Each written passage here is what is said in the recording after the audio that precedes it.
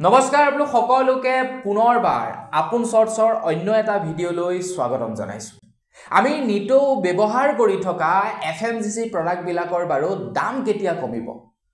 এফএমজিচি product মানে হৈ গ'ল আমি ৰাতিপুৱা শুই উঠি ব্ৰাছডাল লৈ যে কলগেটেৰে ব্ৰাছ কৰোঁ সেইটো এফএমজিচি প্ৰডাক্টত পৰে আৰু ৰাতি শুৱাৰ সময়ত আমাৰ বৰ্ডত যেতিয়া নেকি সুইচটো দি অন লাইটটো বা গুড নাইটটো আমি যেতিয়া অন কৰোঁ সেইটোকো এফএমজিচি প্ৰডাক্টৰ ভিতৰতেই ধৰা হয়।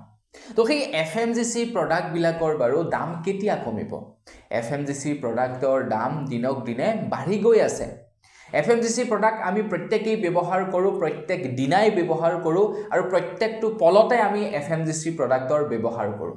আমি ঘৰখনৰ ভিতৰত যিমানখিনি বস্তু ব্যৱহাৰ কৰি আছোঁ আমি নিজকে সজাই পৰাই তুলিবৰ কাৰণে, আমি নিজকে ধুনীয়া কৰিবৰ কাৰণে, খাবৰ কাৰণে প্ৰায়খিনি বস্তুৱেই এফএমজিচি প্ৰডাক্টৰ ভিতৰত পৰে। গতিকে এফএমজিচি প্ৰডাক্ট বিলাকৰ দাম কেতিয়া কমিব বা সহজ অৰ্থত ক'বলৈ গ'লে আমি ব্যৱহাৰ কৰি থকা প্ৰত্যেকবিধ সামগ্ৰীৰ দাম কেতিয়া কমিব। এটা ৰিচাৰ্চত প্ৰকাশ পাইছে আমাৰ ভাৰতীয়ৰ প্ৰায় 59% ভাৰতীয়ই বৰ্তমান সময়ত সন্তুষ্ট নহয় এই চৰকাৰখনৰ মূল্য বৃদ্ধিক লৈ। প্ৰায় 59% জনসাধাৰণেই কেতিয়াও সন্তুষ্ট নহয় মূল্য বৃদ্ধিক লৈ, কাৰণ ইমানেই দাম বাঢ়িছে। তাৰে ভিতৰত ময়ো এজন পৰোঁ, আপুনিও পৰে নেকি কমেণ্ট কৰি জনাব। তো এই আমি ব্যৱহাৰ কৰি থকা এফএমজিচি প্ৰডাক্ট বা আমি ব্যৱহাৰ কৰি থকা বিভিন্ন ধৰণৰ বস্তুবিলাকৰ দাম কেতিয়ানো কমিব, মই আজি আপোনালোকক তাৰ ওপৰতে জনাম। তো মই শ্ৰীবাণিত গগৈ, আপোনালোকে চাই আছে আপোন শৰ্টছ। আহক আৰম্ভ কৰোঁ আজিৰ ভিডিঅ'।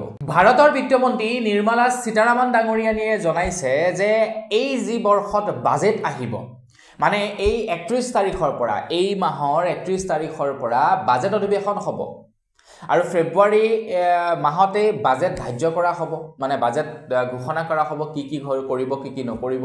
তাৰ পাছত এপ্ৰিলৰ পাছৰে পৰা বাজেট লাগু হ'ব আমাৰ ভাৰতবৰ্ষত। তো বাজেট আহি আছে খুব সোনকালে। এতিয়া প্ৰত্যেক বছৰেই বাজেটত ধাৰ্য কৰা হয় কোনটো বিষয় কোনটো বিষয়ৰ ওপৰত আমি ইনভেষ্ট কৰিম, কোনটো বিষয় আমি আগবঢ়াই নিম আমাৰ ভাৰতবৰ্ষত। তো এইবিলাক বাজেটতেই ধাৰ্য কৰা হয়। এতিয়া বিত্তমন্ত্ৰীগৰাকীয়ে জনাইছে যে মধ্যবিত্ত হেপী নহয় এফএমজিচি প্ৰডাক্টৰ মূল্য বৃদ্ধিক লৈ। এতিয়া বিত্তমন্ত্ৰীগৰাকীয়ে কেনেকৈ গম পাব যে মধ্যবিত্ত মানুহবিলাক হেপী নে আনহেপী, বা সৰ্বসাধাৰণ এই যি নেকি মই ক'লোঁ 59% মানুহ আনহেপী, তো তেওঁলোক হেপী নে আনহেপীটো কেনেকৈ গম পাব সেইটো সেই বিভাগৰ যিসকল বিশেষজ্ঞ আছে তো তেওঁলোকে ক'ব। এফএমজিচি প্ৰডাক্টৰ যিমানবিলাক নেকি কোম্পানীৰ মালিক আছে তেওঁলোকৰ সৈতে বৈঠক বহিছিলে বিত্তমন্ত্ৰীগৰাকীৰ। তো তেতিয়া এফএমজিচিৰ মালিকসকলে জনাইছে যে বৰ্তমান সময়ত মধ্যবিত্তসকলে এফএমজিচি প্ৰডাক্টসমূহ ক্ৰয় নকৰা হৈছে। আগতে যিজন ব্যক্তিয়ে নেকি প্ৰত্যেক মাহে 6,000-7,000 টকাৰ বজাৰ কৰিছিলে, এতিয়া সেই মধ্যবিত্ত ব্যক্তিজনে 2,000-3,000 টকা বজাৰ কৰি সামৰি দিছে বজাৰখন, গোটেই মাহৰ বজাৰ সিমানতেই সমাপ্ত কৰি দিছে। কিহৰ কাৰণে? মূল্য বৃদ্ধি, দাম বৃদ্ধি হৈছে, যাৰ কাৰণে নেকি মানুহে এতিয়া অবাবত পইচা খৰচা নকৰা হৈছে। মানুহে এতিয়া পদে পদে অধিক দাম ভৰিব লাগে। মেডিকেলত গ'ল যথেষ্ট টকা লাগে, ক'ৰবাত গ'ল যথেষ্ট টকা লাগে, মানে পদে পদে অত্যাধিক দাম ভৰিব লগা হৈছে। যাৰ কাৰণে নেকি বৰ্তমান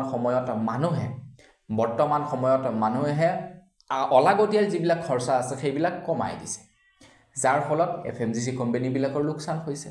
তো এই সম্বন্ধে যেতিয়া নেকি এই ৰিপৰ্ট দাখিল কৰিলে এফএমজিচি কোম্পানীসমূহে বিত্তমন্ত্ৰীৰ ওচৰত, তেতিয়া বিত্তমন্ত্ৰীয়ে কৈছে খুব শীঘ্ৰেই নিত্য নৈমিত্ৰ যিবিলাক নেকি বস্তু আছে, যিবিলাক নেকি আমি ডেইলি ব্যৱহাৰ কৰোঁ, যিবিলাক নহ'লে আমাৰ জীৱনটো নচলে, সেই প্ৰডাক্টবিলাকৰ এই আগন্তুক যিখন নেকি বাজেট আহিব সেই বাজেটত দাম কমি আহিব বুলি জানিছে। মানে সেইবিলাকৰ ওপৰত চিন্তা চৰ্চা কৰিব বা দাম কমিব বাজেটৰ পাছত, মানে এপ্ৰিলৰ পাছত এফএমজিচি প্ৰডাক্টৰ দাম কমি যাব আমি ডেইলি ব্যৱহাৰ কৰি থকা বস্তুবিলাকৰ।